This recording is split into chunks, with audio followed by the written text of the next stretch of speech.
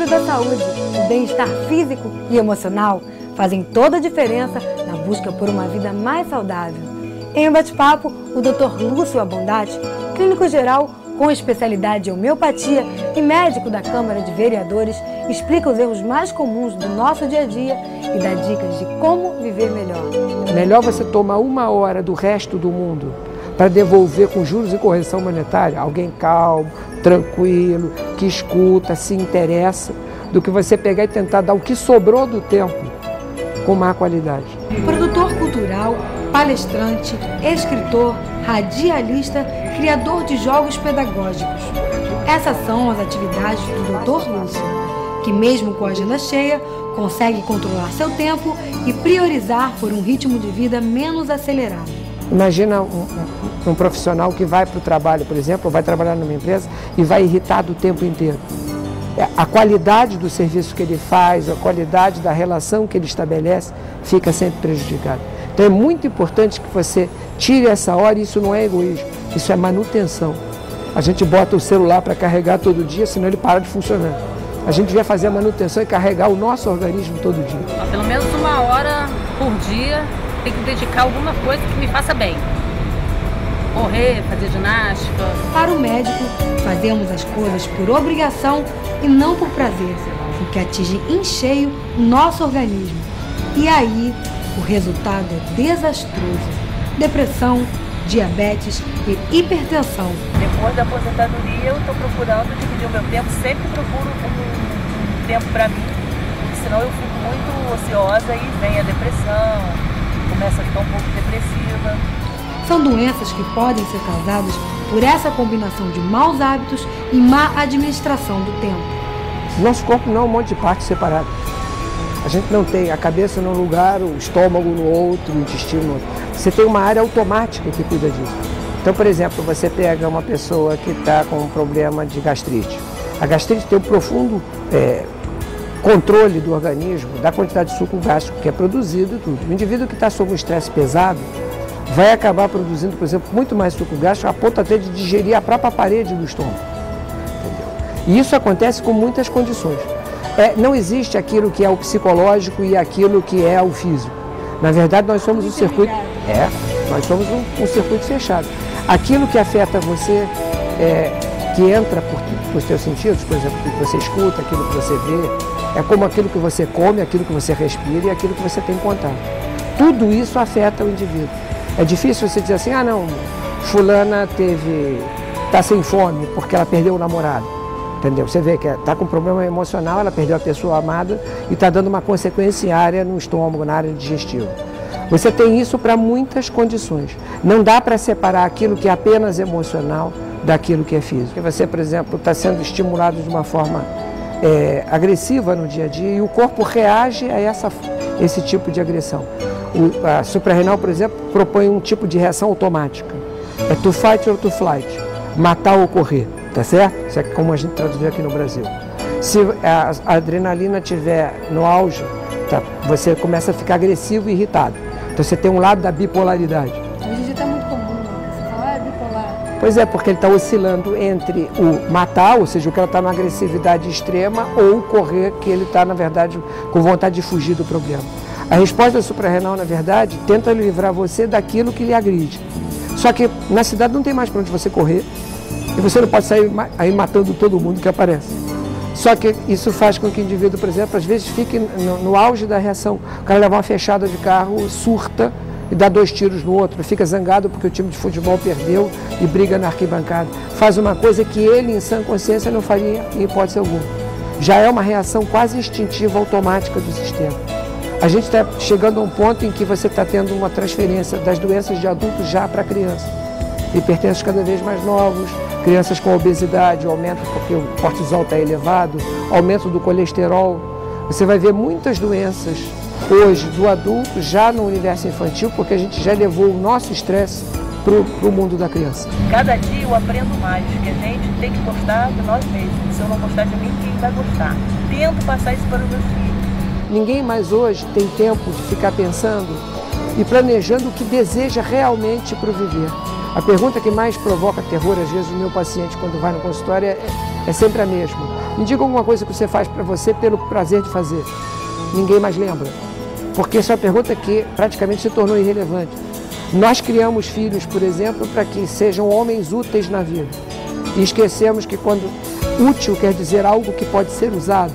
Então você está criando um filho para ser usado. Tudo que é usado, gasto e jogado fora. A gente devia criar os filhos para que eles se tornassem indivíduos felizes. A gente devia estar trabalhando para que o indivíduo tivesse satisfação no que faz. A gente devia agregar de novo o orgulho de você fazer uma profissão porque você deseja e sente satisfação naquilo que faz. As pessoas, elas acham que só correr atrás do material é o que é importante, não ver o seu lado da saúde, o lado do lazer. Eu fiz isso erradamente também, quando estava trabalhando. Mas hoje eu aprendi. O meu é unir o útil ao agradável. Eu sou professor de educação física. Tá pertinente. Pois é, unir o útil ao agradável. Eu faço o que eu gosto. Às vezes é irrelevante o que ele faz desde que venha o pagamento no fim do mês. Ele acaba fazendo aquilo porque precisa e necessita, porque tem que pagar as contas e não porque aquilo realmente é um desejo inato. É muito complicado quando você faz isso. Claro, todo dia ele acorda de manhã e cumpre o mesmo papel. Acorda ainda com sono, vai para o trabalho, faz às vezes de má vontade aquilo, come durante 1 hora, engole a comida, volta para o trabalho, executa e tem que conviver às vezes se irritando todo dia. Eu aconselho uma coisa às pessoas, é que elas todos os dias tirem 1 hora para si mesmo. Porque na verdade esse momento de parada que você faz vai lembrar você que você existe como pessoa. Se você não existir, como é que vai cumprir alguma função? Esse tempo pessoal faz toda a diferença. E para que a suprarrenal perceba que você não está vivendo esse ritmo de corre todo dia, você tem que fazer isso entre 8 da manhã e 23 horas, que é a hora da vigília. É a hora que ela está monitorando como você está levando a sua vida. Faça algo manual. Isso já ajuda você a prestar atenção no que está fazendo e isso facilita a sua vida nesse sentido. Eu produzo um troféu para mim todos os dias. Tiro esse tempo. Eu fui hipertenso em 99 e reverti o meu processo em 6 meses e eu tinha tirando 1 hora para eu existir, independente de ser médico, marido, filho ou... Exatamente. É o momento em que você para e diz para a suprarrenal para ela fazer essa pergunta. Se ele estivesse em risco, estaria fazendo isso agora para si mesmo? O adulto é praticamente treinado para levar tudo tão a sério e que qualquer coisa vai ter uma consequência muito pesada. Quando você brinca, na verdade, você experimenta com a possibilidade e, por exemplo, um pai que brinca com uma criança, o máximo que ele perde no jogo é a partida, tá certo? Se ele for tentar possibilidades no dia a dia, ele pode perder dinheiro, ele pode ser demitido e outras coisas. O cérebro precisa experimentar e o brincar te dá essa possibilidade sem risco. Quando um pai brinca com uma criança, por exemplo, dialoga durante todo o tempo. Bota alguém ao redor de uma mesa para jogar com você. Durante todo o tempo da partida você está dialogando, experimentando e você está podendo descobrir um pouco mais do universo da família que você está.